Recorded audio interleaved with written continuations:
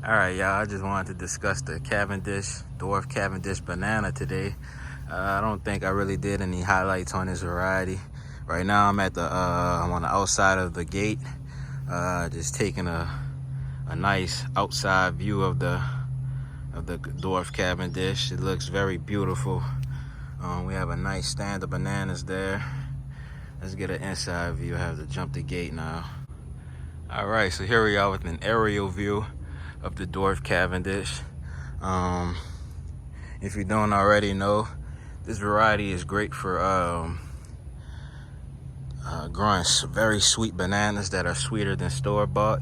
The bunches can weigh up to 50 pounds. This variety can produce, it takes about 1.5 to 2 years to produce its first bunch, but after you get that first bunch, you will most likely get multiple bunches each year. If not each year, you will at least get one bunch per year, and that's because this variety multiplies very quickly. So each banana plant will produce its own bunch.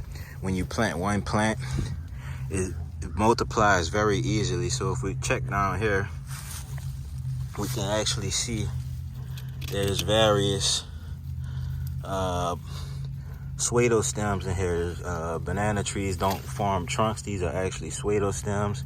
You can see I'm just pulling those dead leaves off. It's very easy to clean up. But you can see one right here. This is a young one that's on its way to success. There's one behind it. It's 2, 3, 4. You can see a big one right there. You can see a mini one right here, 5. And there's plenty more on the other side. If I walk on the other side of these plants, there's many more. So each of those will produce bunches at their own given times once they each individually reach maturity.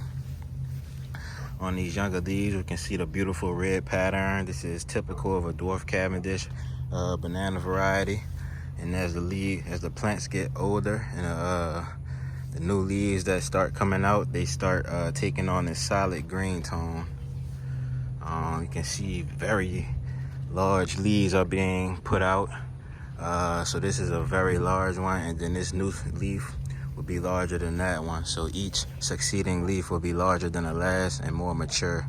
Once they put out a certain amount of leaves, it will indicate its maturity, and that plant will be ready to put out its flag leaf, which signifies that it's getting ready to fruit or getting ready to flower and fruit. So banana plants do make flowers. You want to protect it during the winter time because it's very sensitive to the cold, but that's as simple as digging the plant up and bringing it indoors. Or if you're like me, you can just cover it with plastic. I'm going to cover it with plastic, and this will survive the winter, and it will produce bananas for me next season. What we see here, this is about 6 months of growth. So they started off from a very small plant like this at the beginning of this season, and it multiplied. It started putting out many more banana pups, is what we call them.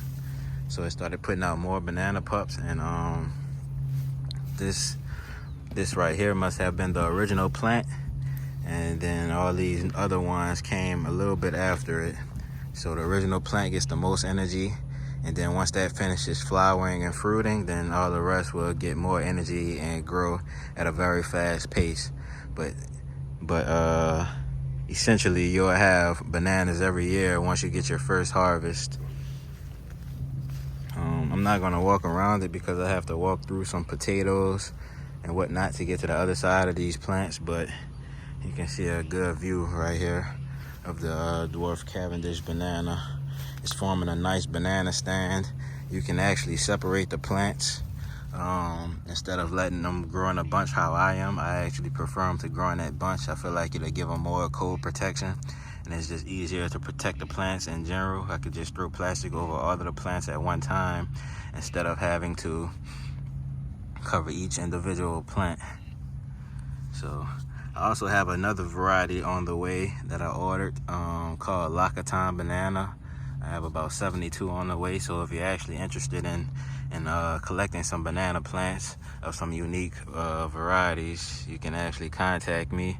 My info is on my homepage, or you can check the description to the info to contact me at. Yeah, so that's that, y'all. Almost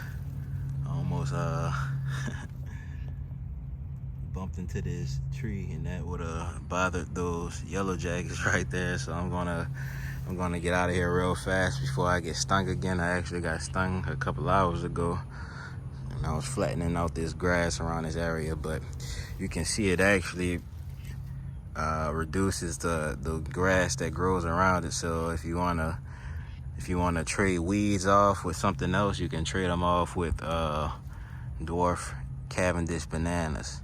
I'd rather have bananas growing than have weeds growing. So that's that, y'all. I'm about to head inside. I have some food on the stove. See y'all in the next one. Contact me if you want your bananas.